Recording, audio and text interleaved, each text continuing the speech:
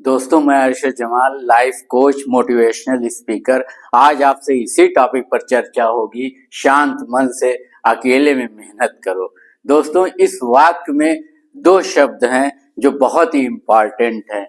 एक है शांत मन और दूसरा है मेहनत। मन जो है वो शांत होता है या अशांत होता है। ज्यादातर मन अशांत ही रहता है। मन में उथल पुथल चलती रहती है। मन में 100 तरीके के विचार चलते रहते हैं। मन अशांत क्यों होता है दोस्तों, इस पर आज हम चर्चा करेंगे कि मन हमारा अशांत क्यों होता है, क्यों हम अशांत रहते हैं, क्यों और किस तरीके से हम शांत हो सकते हैं, किस तरीके से हमारा मन शांत हो सकता है।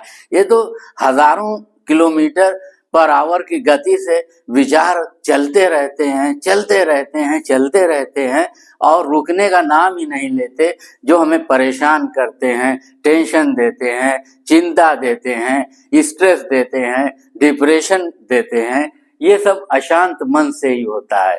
और जब तक मन अशांत रहेगा तब तक ये मेहनत नहीं हो पाएगी। जब तक मन अशांत रहेगा तब तक ये मेहनत नहीं हो पाएगी। और ये मेहनत तब होगी जब मन शांत रहेगा। जब मन शांत रहेगा तब मेहनत होगी। जब तक मन अशांत रहेगा तब तक कोई मेहनत नहीं होगी।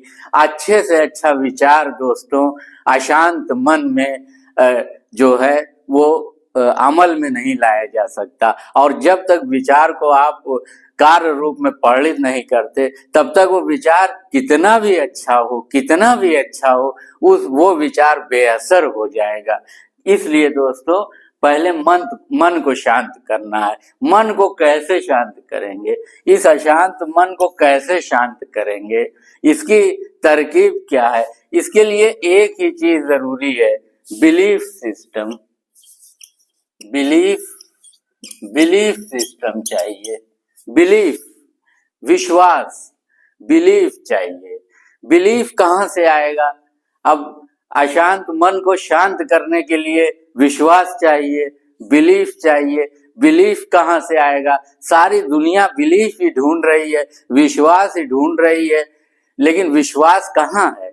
विश्वास कैसे आएगा? बिलीफ सिस्टम क्या है? बिलीफ सिस्टम, जब मन शांत हो जाएगा तो विश्वास आ जाएगा। लेकिन विश्वास कैसे आएगा, ये भी प्रश्न है। प्रश्न पे प्रश्न है, विश्वास कैसे आएगा? दोस्तों, विश्वास का सबसे अच्छा तरीका ये है, जो लोग आस्तिक हैं, जो लोग ईश्वर पर विश्वास करते हैं और सच्चा विश्वास करते हैं कि नहीं ईश्वर है, ईश्वर ने ये सृष्टि बनाई है, ईश्वर हमारे पाप पुण्य का हिसाब कर रहा है, जो दिखावे के लिए पूजा गृह में नहीं जाते, जो दिखावे के लिए इबादत घरों में नहीं जाते, जो ईश्वर को मानते हैं, उनके पास तो एक बहुत अच्छा बिलीफ सिस्टम है। जो लोग गॉड को मानते हैं, ईश्वर को मानते हैं, उनके पास तो पूरा पूरा बिलीफ सिस्टम है। वो अगर सच्चा बिलीफ ईश्वर पे करते हैं तो फिर उनके पास तो सबसे बड़ा विश्वास है।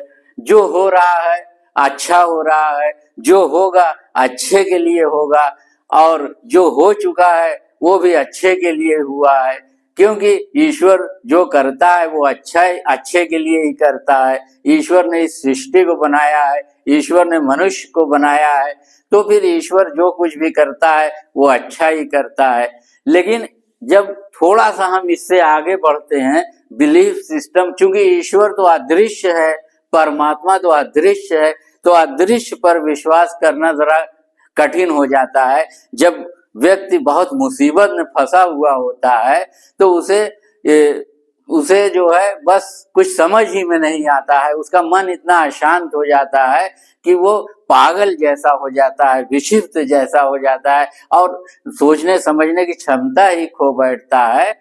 ऐसी स्थिति में देखिए, परमात्मा ने ही सारे मनुष्यों को उत्पन्न किया है। इसलिए जो हमारी आत्मा है वो परमात्मा का ही अंश है। आत्मा जो है वो परमात्मा का ही अंश है, वो परमात्मा का ही अंश है, आत्मा हमारी जो है। तो आत्मा कहाँ है? इसी शरीर में है, इसी शरीर में है, वो शरीर के अंदर है। उसका सबसे बड़ा प्रमाण यही है कि जब मृत्यु हो जाती है तो शरीर वैसे पड़ा रह जाता है और आत्मा निकल जाती है, जिसे कहते हैं प्राण पखेरु उड़ गए। तो आत्मा शरीर के अंदर है।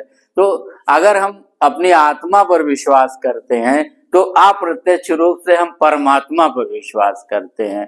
अगर हम अपनी आत्मा पर विश्वास करते हैं तो अप्रत्यक्ष रूप से हम परमात्मा पर विश्वास करते हैं। और आत्मा पर विश्वास करने का मतलब है स्वयं पर विश्वास।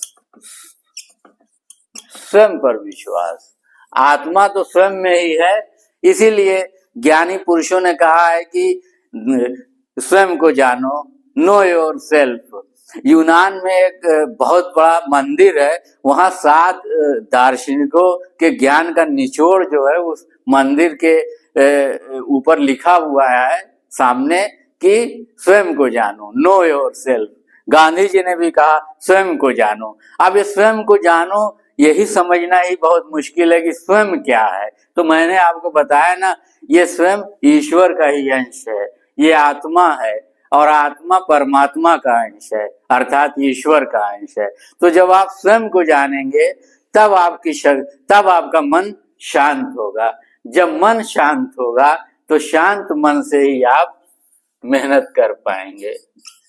और जब आप जी तोड़ मेहनत करेंगे शांत मन से, तो दुनिया की ऐसी कोई सफलता नहीं है जो आपको ना मिल जाए। क्योंकि एक लड़की जिसका पैर काट दिया गया था, नकली पैर लगा हुआ था, लेकिन उसने अपने मन को शांत किया और एवरेस्ट की चोटी पे चढ़ गई। उसका नाम था अरुणिमा सिन्हा। एक लड़की जिसका पैर कट गया था, नकली पैर लगा था, अब उसके मन में कितनी हलचलें चल रही थी कि क्या अब उसका सपना पूरा हो सकता है। लेकिन उसने अपने मन को शांत किया, उसने ईश्वर पर विश्वास किया, अर्थात उसने परमात्मा पर विश्वास किया और अपने आप को परमात्मा का अंश यानी आत्मा माना। आत्मा उसी में थी और उसने अपने मन को शांत किया और शांत मन से तब उसने मेहनत किया और वो एवरेस्ट पर चढ़ी, जिसे आप अरुणिमा सिन्हा के नाम से जानते हैं। एक पैर से एवरेस्ट पर चढ़ गई। ये सब कहना सुनना बहुत आसान है, लेकिन ये करने के लिए इसी प्रक्रिया से गुजरना पड़ता है कि शांत मन से अकेले में मेहनत करो। 10 लोगों का सहारा मत लो। 10 लोगों का सहारा लेकर, 20 लोगों का सहारा लेकर, भीड़ का सहारा लेकर कोई किसी का नहीं है, कोई किसी का नहीं है दोस्तों। सहयोग आपको जो कुछ करना है। इसी तरीके से विल्मा रुडोल्फ नाम की एक पोलियो ग्रस्त लड़की, जिसको बचपन में काला बुखार आया था और निमोनिया हुआ था, उसके बाद उसको पोलियो हो गया 4 साल की उम्र में, और उसने सपना बनाया, मन को शांत किया और एक अपना ध्येय बनाया। क्या ध्येय बनाया? आखिर में ओलंपिक में दुनिया की सर्वश्रेष्ठ धाविका बनने का। और 1960 के बीजिंग ओलंपिक में उसने 3 गोल्ड मेडल जीता। विल्मा रुडोल्फ नाम था। 1960 के ओलंपिक में 3 गोल्ड मेडल जीतकर महिलाओं के इतिहास में प्रथम महिला बनी और आज तक प्रथम रही जिसने दौड़ में 3 गोल्ड मेडल जीता, वो भी नकली पैर से। पैर में ब्रेस लगा हुआ था। डॉक्टर्स ने कह दिया था कि अब ये कभी अपने पैरों से चल नहीं सकती, लेकिन इसकी माँ ने इसको शक्ति दी। विल्मा को उसकी माँ ने शक्ति दी और कहा, उसकी माँ के अंदर ईश्वर ही समा गए थे। उन्होंने कहा कि नहीं, तुम चल सकती हो, और उसने व्हील चेयर से वो खड़ी हो गई, स्कूल गई, यूनिवर्सिटी गई और उसके बाद 1960 के बीजिंग ओलंपिक में दौड़ में 3 गोल्ड मेडल जीतकर उस समय की सर्वश्रेष्ठ धाविका हैती को पराजित किया। ये विल्मा रुडोल्फ थी। दोस्तों, ऐसे कैसे कैसे एग्जाम्पल्स पढ़े हैं, कैसे कैसे लोगों ने क्या क्या कर दिया। ये ऐसे ही थोड़ी कर दिया, इसके लिए उन्होंने अपने मन को शांत किया, अपने मन को शांत किया। जब तक आपके मन में विचारों का बवंडर उठता रहेगा, जब तक आपके मन में विचार गड़बड़ होते रहेंगे, जब तक विचारों का तूफान चलता रहेगा तब तक दोस्तों आप कोई भी निर्णय नहीं ले सकते, किसी भी कार्य को करने के लिए मेहनत नहीं कर सकते, और अगर करेंगे भी तो आप आधे अधूरे मन से करेंगे। और याद रखिएगा दोस्तों, आधे अधूरे मन से किए गए प्रयास से आधे अधूरे नतीजे नहीं मिलते, बल्कि आधे अधूरे मन से किए गए प्रयास से कोई नतीजा नहीं मिलता है, और पूरे मन से जो प्रयास किया जाता है उसी से नतीजा मिलता है। पूरे मन से तभी प्रयास हो सकता है जब आप सबसे पहले अपने मन को शांत करें। इसीलिए कहा जाता है मन को शांत करने के लिए ध्यान लगाओ, मन को शांत करने के लिए अकेले रहो, मन को शांत करने के लिए पॉजिटिव सोचो। लेकिन दोस्तों, जब तक आपके अंदर बिलीफ सिस्टम नहीं आएगा, जब तक आपके अंदर विश्वास नहीं पैदा होगा, जब तक आप ये विश्वास नहीं पैदा होगा, तब तक मन आपका शांत नहीं हो सकता, कभी शांत नहीं हो सकता। और विश्वास ईश्वर से ही पैदा होगा, क्योंकि ईश्वर ने ही मनुष्य की रचना की है और मनुष्य उसी का अंश है। अगर मनुष्य ईश्वर पर विश्वास करता है तो मनुष्य स्वयं पर भी विश्वास करता है। यही सच्ची आस्तिकता है दोस्तों।